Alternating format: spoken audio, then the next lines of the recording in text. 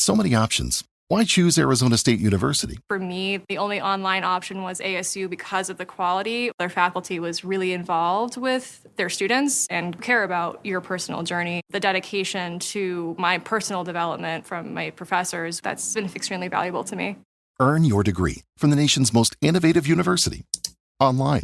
That's a degree better. Explore more than 350 plus undergraduate, graduate, and certificate programs at asuonline.asu.edu. All right, so today we're going deep, really deep, on something that you'd think would be pretty straightforward. Yeah, you'd think so, right? I mean, we're talking about, being born in America. Yeah. Like, where you're born. You'd think that would be a simple thing. You're born here, you're American. Exactly. Supposedly. Well, that's the whole thing about birthright citizenship, which is what we're diving into today. And it's not as cut and dried as you'd think. Oh, not at all. We're talking about the idea that if you're born on U.S. soil, boom, you're a citizen. Doesn't matter where your parents are from, what their status is. Right, it's automatic. Automatic, based on the 14th Amendment, but hoo boy, has that been challenged and debated. It's become a real hot-button issue, especially over the last, decade or so. Definitely.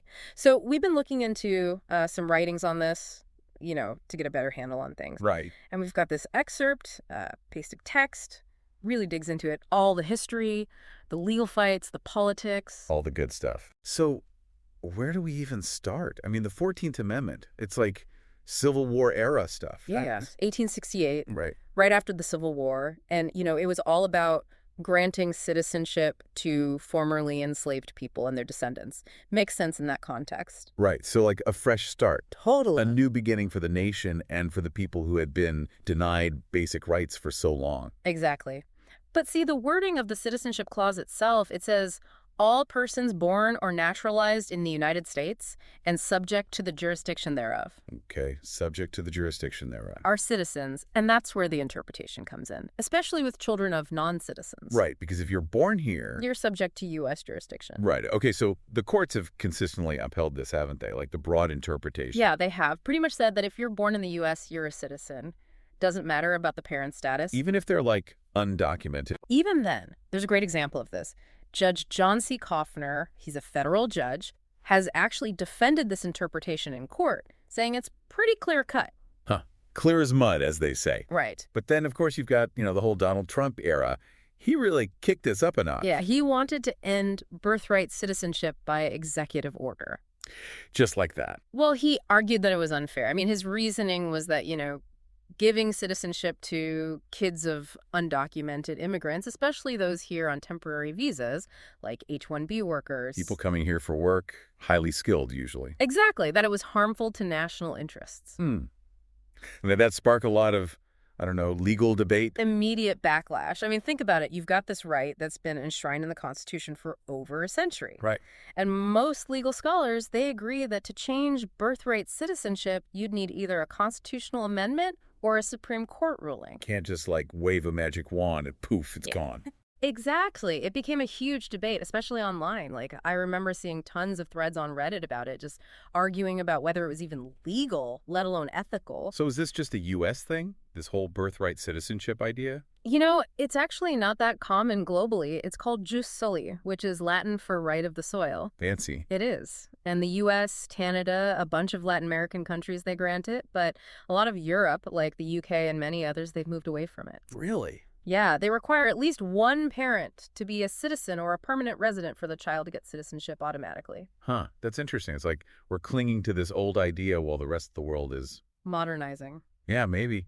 So I guess the big question is, why the difference? Why do some countries stick with birthright citizenship while others move away? Well, a couple of things. Some countries, they've seen huge waves of immigration in recent years, and they worry that jus soli acts like a magnet, Encourages people to come here, maybe even illegally, so their kids can be citizens. Exactly. Plus, some places, like in Europe, they want to have similar laws across the board. Like if you're in the EU, you've got consistent rules. Makes sense. So you've got to wonder, right? I mean, the 14th Amendment, it's from a different time, a different America. Absolutely. It was ratified just after the Civil War when the country was redefining itself. And the main goal was to protect formerly enslaved people. Give them full rights. Exactly. So the context was completely different. Yeah. But it doesn't mean it's not relevant today. I mean, have there been legal challenges? like in recent times? Oh, tons. People trying to reinterpret the 14th Amendment or limit it so it doesn't apply to kids of non-citizens. Any examples? Yeah, there was this one case, a bunch of kids born in the U.S., but their parents were undocumented, and the lawsuit argued that these kids, they weren't actually subject to U.S. jurisdiction at birth. Whoa, hold on. They're born here. I know, right? But the argument was that because their parents were here illegally...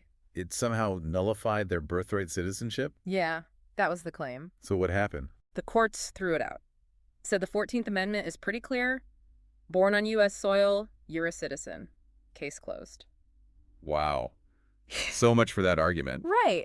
But it shows you how much this issue is contested. Definitely. And it's not just in the courts. This whole birthright citizenship thing has become a real political football. Totally. You see it all the time. Yeah. Democrats often seem to be in favor, saying it's core to American values, equality, inclusion, all that. Right. But then you have some Republicans who see it as a loophole. Like, it's encouraging illegal immigration. They want to reform it. Tie it into the whole immigration control debate. Exactly. So it's not just about legal technicalities. It's about, like, different visions of what it means to be American. It's about belonging. Exactly. And that's where the human side of this comes in, like Usha Vance, you know? Senator Vance's wife. Yeah, she's an immigrant herself, and she's talked about how tough it is for immigrant families, all the stress and uncertainty around these laws. That's got to be tough. I mean, imagine not knowing if your kids are really secure here. It adds a whole other layer of complexity to the debate. Makes it more than just a legal or political argument. Definitely. So I guess what we're seeing is that birthright citizenship, it's not just some dusty old law. Right. It's tied up with everything about America. Identity, who belongs, what it means to be a citizen. And whether that still holds true in a country that's constantly changing, it's something we all have to think about. Big questions, no easy answers. Well, that was quite a deep dive. Hopefully folks listening will have something to chew on after this and maybe do some exploring of their own. This is a conversation that needs to happen. Thanks for joining us. Thanks for having me. Today is your lucky day. Today is the day that our $3 website works for you, paying you directly to your PayPal daily. Imagine $3 ongoing continuous payments to your PayPal account. Imagine falling asleep and waking up to $300 in your PayPal account. How would this make you feel? How could this help you? What bills could you pay? What kind of fun could you have? What does that retirement look like now?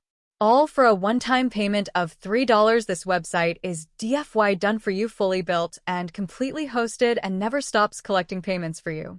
You have spent $3 on coffee on a regular, but that coffee won't help you create multiple streams of income. Click the link below.